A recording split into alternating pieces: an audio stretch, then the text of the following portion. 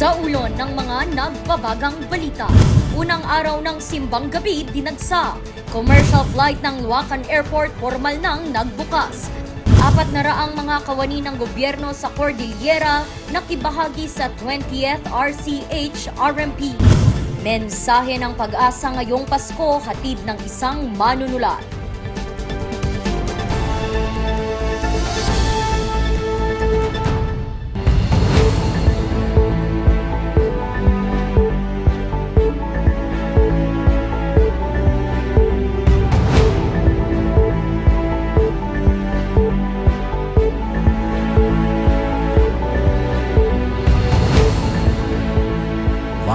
From the studio of RNG Luzon, this is Luzon Headlines.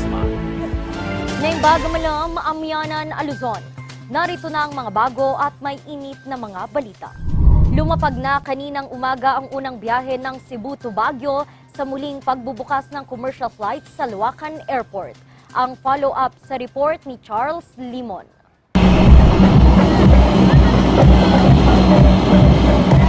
Isang water salute ang sumalubong sa paglapag ng unang biyahe ng pagbabalik ng Cebu Baguio Commercial Flight sa Luacan Airport alas 10:28 kaninang umaga.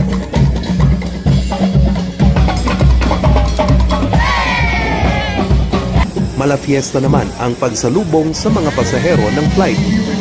Welcome to Baguio!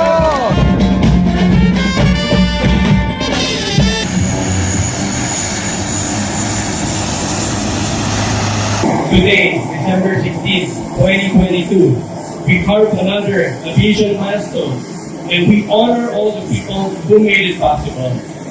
68 pasahero mula sa Cebu ang lulan ng Q400 bombardier plane ng Philippine Airlines. Kabilang dito ang mga opisyal ng PAL, Civil Aviation Authority of the Philippines at si Mayor Michael L. Rama ng Cebu City. Dito, inihayag ng lungsod ng Baguio at ng lungsod ng Cebu ang suporta sa pagbubukas ng commercial flights ng dalawang lungsod. We're here and this is not the end. This is a continuing activity between the city of Cebu, between Cebu under Governor Gwen Garcia, between Lapu-Lapu, Mayor Junod. Just imagine, 3 years in the making. There was even a time para tayo na-dribble dito.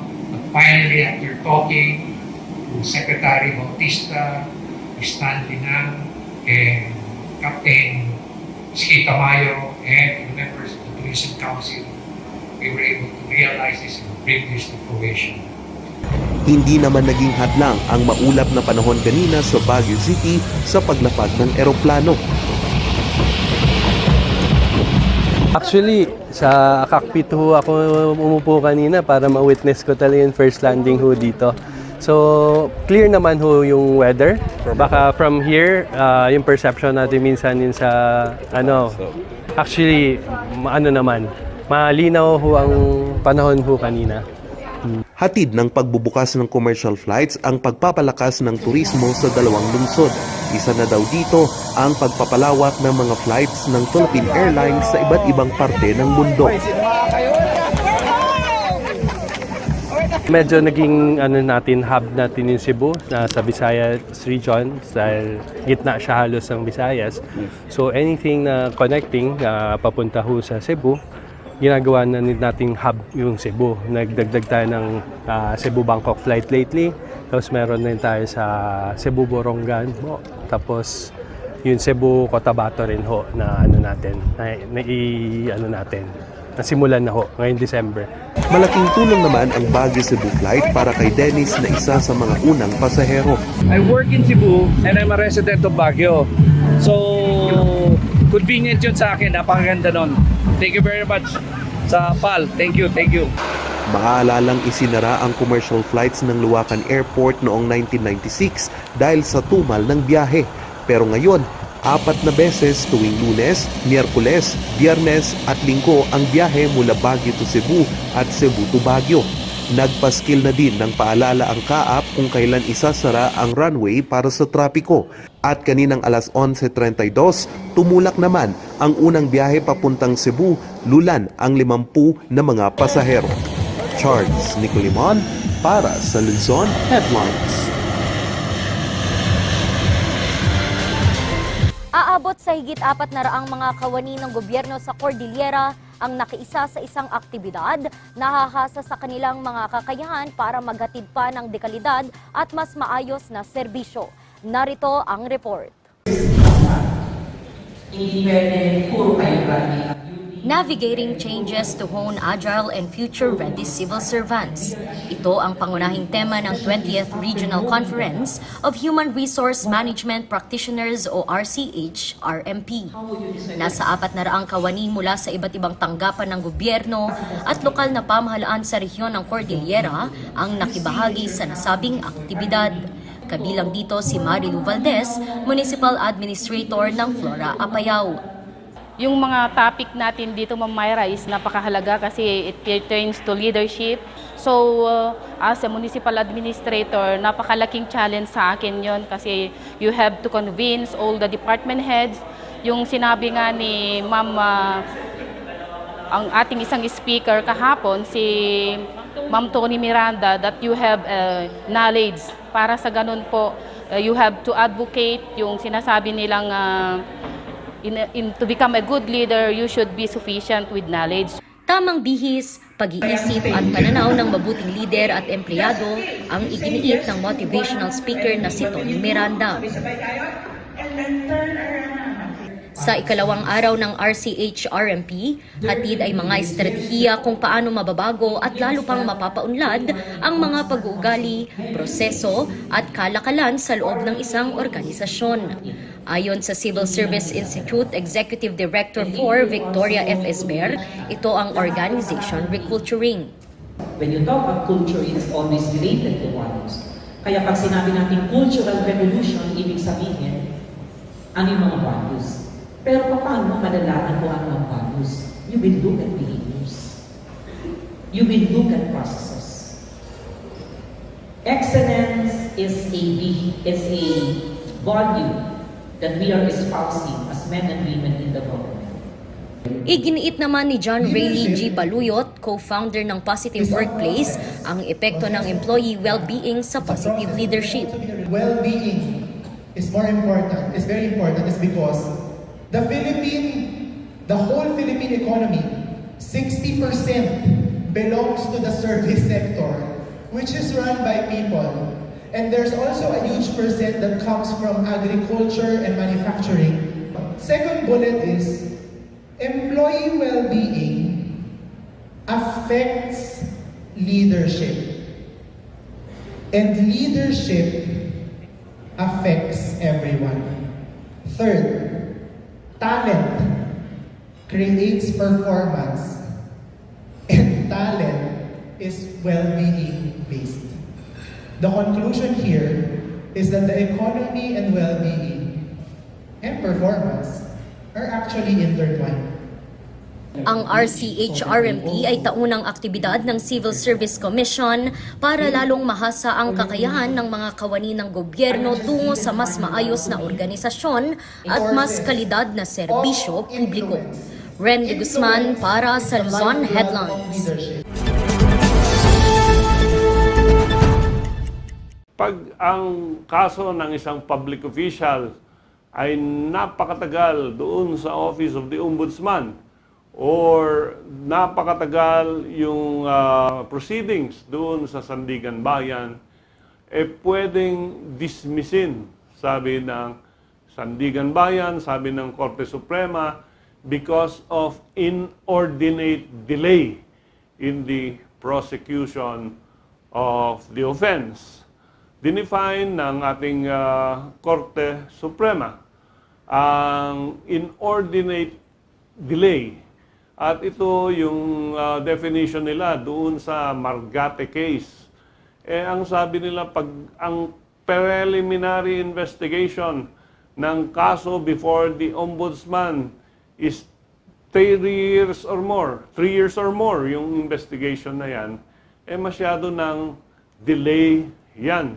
And it will affect the right of an accused to a speedy trial. Halimbawa, in the case of the mayor of Mexico, Pampanga, 8 years na, pending pa rin, at walang nangyayari sa kanyang prosecution. The Sandigan Bayan said that is inordinate delay and it violates the constitutional right of the accused for speedy trial. Therefore, pwede nang i-dismiss na parang hindi naasikaso ng ating ombudsman. Susunod, unang araw ng simbang gabi dinagsa. Yan at iba pang mga balita. Abangan!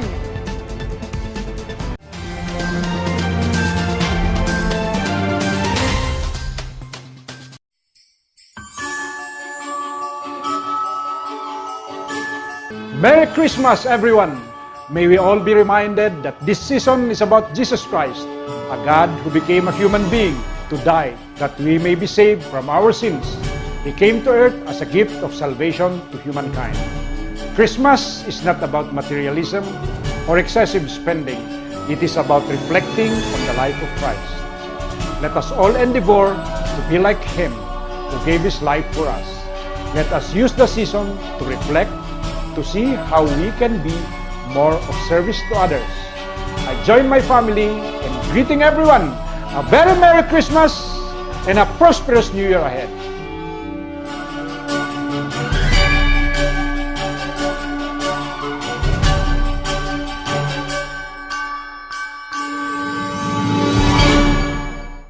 Alam niyo ba, mga kaibigan, na ang King's Vita Plus Animal Feed Supplement makakatulong upang mas lalaki ang iyong savings sa pag-alaga ng mga hayop. Dahil ito, sa isang box ng King's Vita Plus Animal Feed Supplement, sapat na makapagbigay ng 20 kutsara sa nasabing suplemento. Huwag kalimutan na sa isang kutsara ng King's Vita Plus Animal Feed Supplement, maaaring i-mix ito sa isang galon ng tubig o isang kutsara sa 3 kilo ng feeds at ibigay ito araw-araw. O diba, sa maliit na gastos, subalit mabilis ang pag-asenso. King's Vita Plus Animal Feed Supplement, mabibili sa mga Agrivet stores. Kapag ang bawat isa ay protektado, ligtas at kompleto ang Paskong Pilipino. Ngayong December 5 to 7, isama na sa Bakunahang Bayan ang mga bagets edad 5 hanggang 11 at mga kapamilya at kaibigang edad 12 pataas para makuha ang biyayang proteksyon, handog ng mga bakuna at booster. Dahil sa Bakunahang Bayan, bawat Pilipino mas pinaslakas ang proteksyon. Alamin kung saan ang pinakamalapit na bakunahan sa inyong lugar sa tulong ng inyong LGU.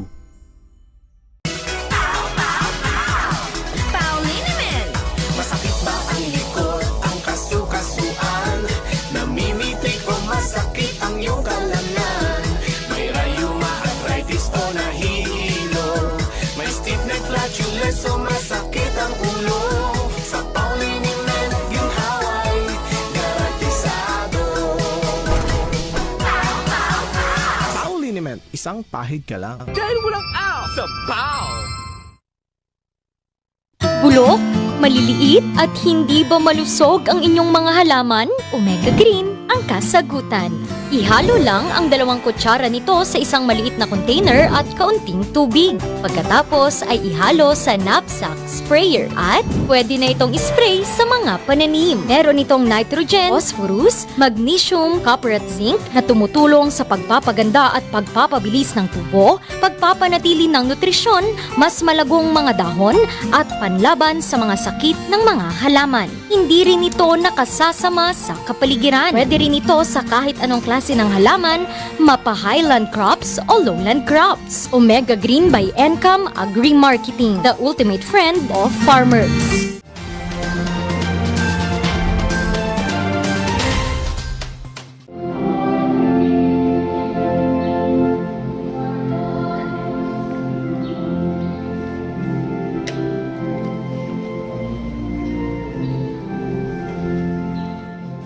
Atin namang alamin ang iba't ibang kwento at mga kahilingan ng mga nananampalataya sa unang simbang gabi sa Baguio City.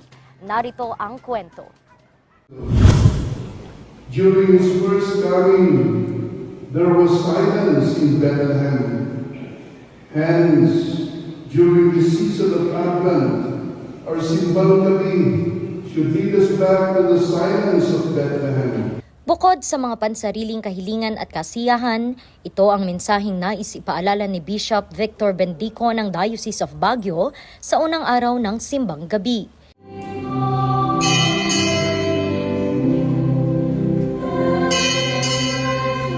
Isa si Lydia sa mga maagang pumwesto sa Baguio Cathedral para makinig sa mensaheng ito. Siyempre, tayo mga Kristiyano, kailangan magsimbang gabi tayo. Tradisyon natin. Kasi nagmi-mission kami, hindi lang dito sa Baguio. Ngayon sa Baguio kami, sa next year sa ibang lugar na. Bukod sa kanya, ay napakarami pang maagang gumising makadalo lang sa unang misa. Katunayan, dahil puno na ang loob ng simbahan, sa labas na nagpa siyang makinig ang iba. Gaya ng pamilya Liwanen na umuwi mula sa Australia para dito makinig ng misa. We'd really like the kids to experience Simbang Gabi dito sa Pinas. And comparing to Australia, meron din Simbang Gabi but it's not actually it's not really a proper Simbang Gabi. So it's just the normal church. And while dito, it's different. Yeah, you'll actually feel the Christmas spirit. Hindi naman pagtupad ng kahilingan ang rason ngayong taon ng pagsisimbang gabi ni Rowena. Actually, walang wish pasalamat More on sa pasalamat na itong taon na to nandito pa rin at malakas pa rin na lalo-lalo ni aking asawa na may sakit. Biyaya naman kung ituring ng tindero ng kakanin na si Oscar ang simbang gabi. Mas marami kasing tao, maraming bumibili. Saka yung mga ibang customer kasi nandito sa nagsisimba sila.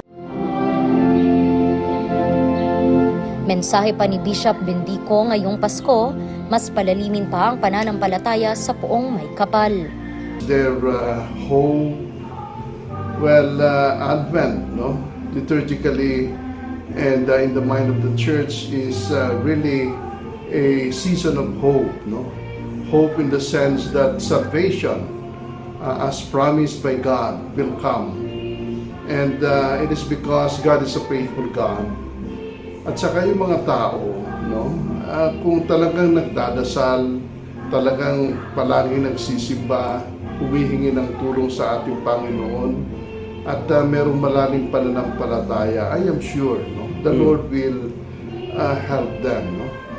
The Gospel and even the whole of the sacred scriptures will tell us that the Lord hears the cry of the poor. Magdadaos ang Baguio Cathedral ng misa tuwing alas 5 ng madaling araw at alas 7 ng gabi. Randy Guzman para sa Luzon Headlines. Sa pagluwag ng restriksyon sa Pampanga, dumagsa rin ang mga Kapampangan sa unang araw ng Simbang Gabi. Higit 7,000 mga pulis ikinalat sa Region 3. Magbabalita Gracie Rutaw.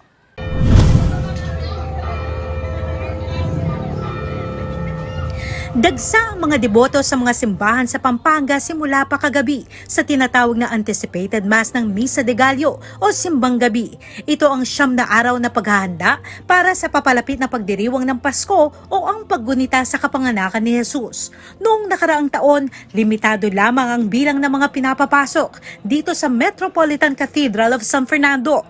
Ngayon, nagluwag na sa mga restriksyon.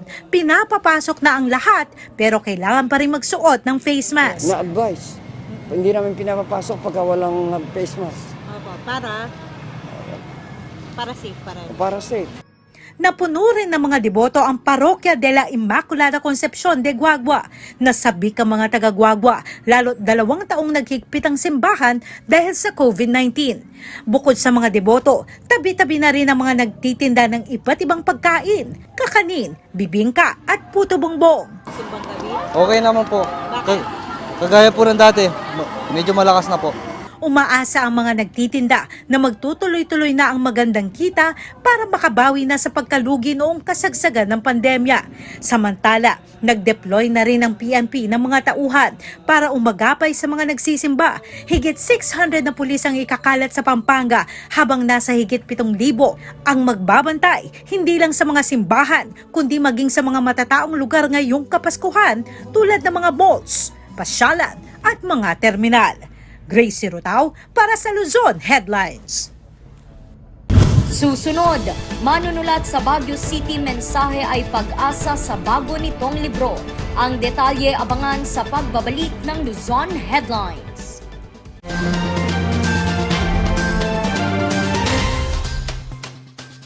Saan ka magbabagong taon? Sa bahay? Nagsasaya kasama ang pamilya?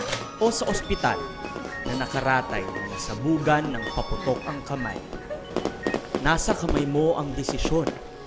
Saan mo gusto magbagong taon? Ipagdiwang ang taon na ligtas kasama ang iyong pamilya. Oplan, iwas paputok. Ligtas Christmas para sa Healthy Pilipinas. Isang paalala mula sa Department of Health. Sa milk tea ng batang 90s, taratati ng itrahay. Ang batang 90s milk tea, di ka magsisisi, promise. Sa milk tea ng batang 90s. Bizarre Music offers a complete line of musical instruments.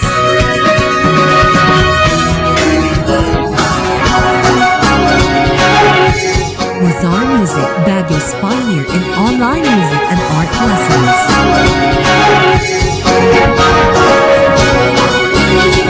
Bizarre Music, bringing music closer to your hearts.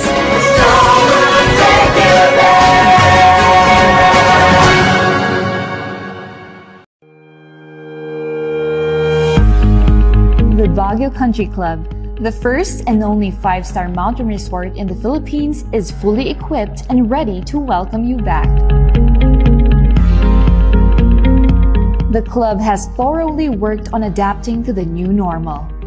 The usage of any of the facilities and amenities of the club is governed with specific rules, regulations, and procedures in accordance to the medical, physical distancing, and disinfecting protocols. And as you return back here to your second home and make new memories with us, we assure you that at the Baguio Country Club, you do not have to worry because we can assure you that the club continuously puts great importance to the health, safety, and wellness of its members, guests, and employees.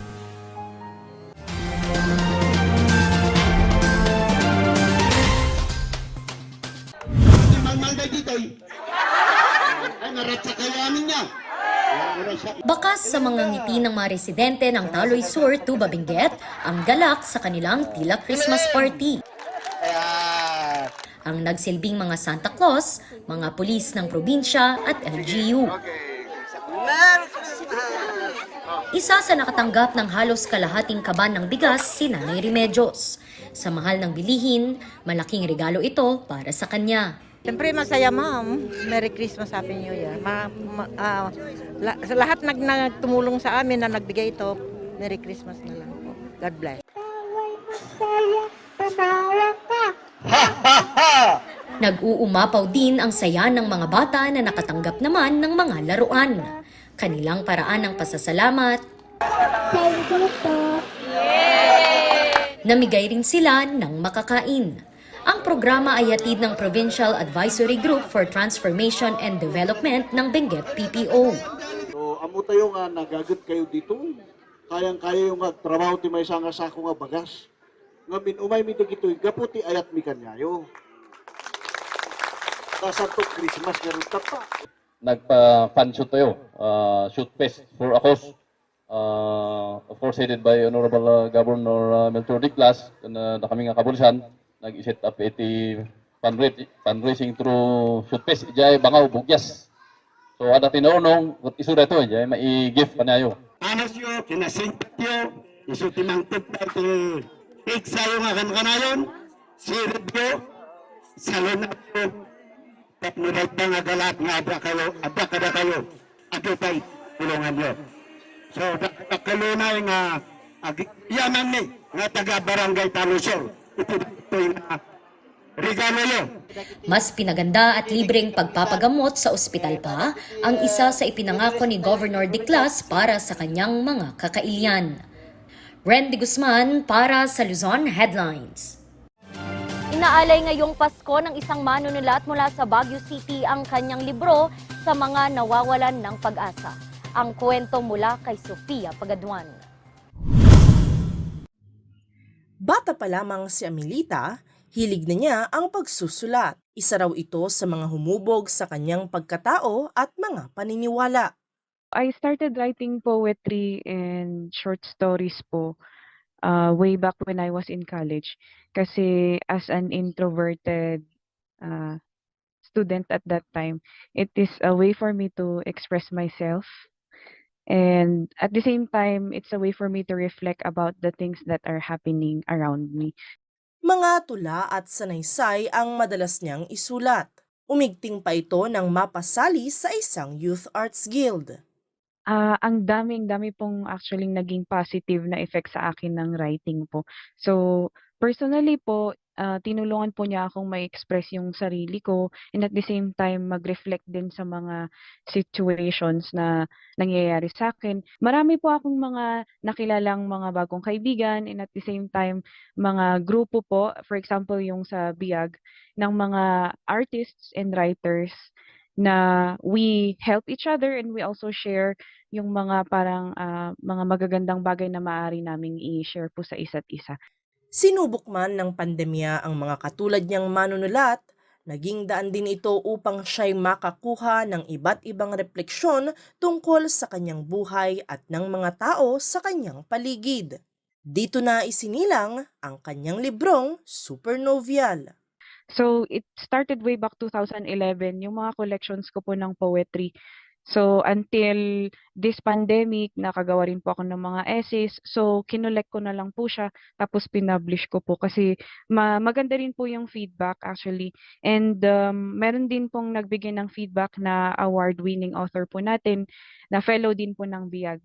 Pero higit sa lahat, alay umano ni Amelita ang librong ito sa kanyang mga magulang. Naging malaking tulong sa kanya ang natanggap na suporta at pagmamahal. Malaki rin ang pasasalamat niya sa mga grupo at komunidad na tumulong sa kanya sa paglalathala nito.